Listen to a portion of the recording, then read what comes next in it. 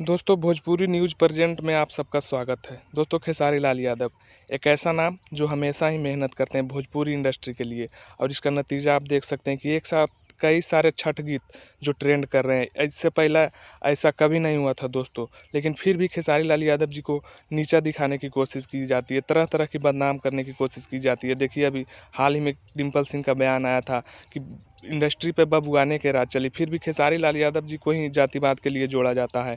आशीष वर्मा का बयान जाके देखिए, वो खेसारी लाल यादव जी को रोजगार देने की बात को गलत साबित कर रहे हैं। समर सिंह को जाके देखिए, जिनका कितना सपोर्ट किया था खेसारी लाल को ने उनको। दोस्तों जो खेसारी लाल यादव जी को फालतू बता रहे हैं, ये सब क्या है दोस्तों।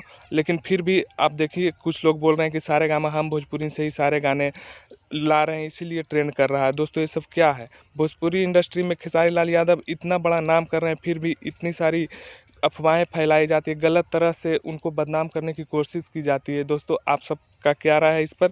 और दोस्तों साथ ही मेरे इस चैनल को सपोर्ट कीजिए, आप सबकी सपोर्ट की ज़रूरत है।